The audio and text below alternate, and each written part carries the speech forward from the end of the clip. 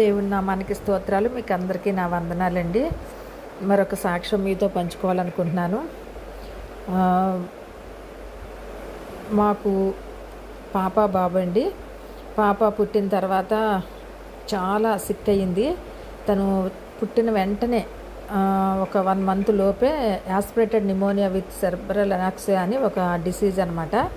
ఆ జబ్బు వచ్చినప్పుడు తనకి నెల రోజులు పాప. అలాంటి పాపని మేము హాస్పిటల్లో పెట్టాం, రాజమండ్రిలో విమలమ్మ హాస్పిటల్ అని. అక్కడ పెట్టినప్పుడు డాక్టర్ మోజెస్ గారని ఆయన ట్రీట్ చేస్తే పాపకి చాలా చిన్న పాప ఏమో సెలైన్లు, అసలు నోటి నుంచి ఆహారం ఏమి ఇవ్వకూడదని చెప్పారు. బ్రెయిన్కి తను తీసుకున్న ఆక్సిజన్ సరిపోవట్లేదు కాబట్టి ఆ పాప ఎలా ఉంటుంది పరిస్థితి అనేది చెప్పలేమని చెప్పారు. అయితే ఆ నోట్లోంచి ఆహారం ఏమి, నీళ్లు కూడా ఏమి ఇవ్వకూడదని చెప్పారు. అంటే చిన్నపిల్ల నోరార్చిపోతుంటే కనీసం కాసిన నీళ్ళు అలాగా పోయటానికి కూడా లేదన్నారు, పాలు ఇవ్వకూడదన్నారు. ఆ టైంలో ఆ పాపకి సలైన్ల మీదే ఆధారపడి తను 15 రోజులండి ఏమీ డైట్ లేకుండా సెలైన్లతోనే అలాగా సిక్ అయిపోయింది. అయితే మేము విమలమ్మ హాస్పిటల్ అని రాజమండ్రిలో పెట్టాం. డాక్టర్ మోజెస్ గారు ట్రీట్ చేస్తున్నారు. చాలా అద్భుతమైనటువంటి ఆశ్చర్యమైనటువంటి ఒక కార్యం జరిగింది మా కుటుంబంలో. మా పాప అసలు బ్రతకదనుకున్న పాప అండి.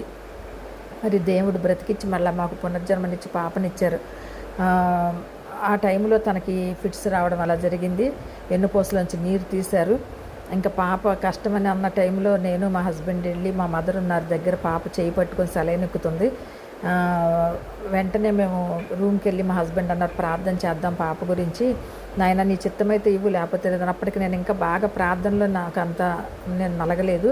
దేవుణ్ణి అట్లా అడగాలంటే నాకు బాధ అనిపించింది. నీ చిత్తమైతే నువ్వు తీసేసుకో నాయన, లేదంటే నువ్వు మాకు ఇవ్వనాలంటే నాకు చాలా ఏడుపు వచ్చింది. ఇంకా కన్నీటి ప్రార్థన మేము ఇద్దరం కలిసి చేసి రూమ్ నుంచి కిందకు వచ్చేటప్పటికి మా పాప అరుస్తున్న పాప వాయిస్ వినపడలేదండి. వెంటనే కంగారు పడిపోయాం. బాబు ఏమైందో ఏంటో పాప మాట్లాడలేదని కంగారుగా వచ్చాడు. మా మదర్ అంటున్నారు, అమ్మ ఇప్పుడే ఆగిందమ్మా, ఇప్పుడే ఆపింది. ఒకలాంటి గ్యాస్పింగ్ స్టేజ్ అనమాట అండి. ఇంకా ఒకలాంటి అరుపు లోపల నుంచి గురకలాగా వచ్చేసి అంత భయంకరంగా ఉన్నటువంటి పాప ఆ గురక అప్పటికప్పుడు మేము ప్రేయర్ చేసుకొచ్చేటికి ఆగిపోయిందండి. ఆ తర్వాత డాక్టర్ గారు వచ్చి చూసి వెన్నుపూసలోంచి నీరు తీయాలండి, టెస్ట్ చేసి మరలా మేము చెప్తాము ఇంజెక్షన్స్ అయ్యి ఎలా ఇవ్వాలి ఏంటని చెప్పి మరి పాపకు మళ్ళీ అన్ని టెస్టులు చేసి మరలా ఇంజెక్షన్స్ అన్నీ మార్చి అలా చేశారు. అయితే పాపకి చంటి బిడ్డ ఏమో ఎంతో సుతిమెత్తంగా ఉండేటటువంటి శరీరం మీద అన్నీ కూడా సూదిపోట్లే.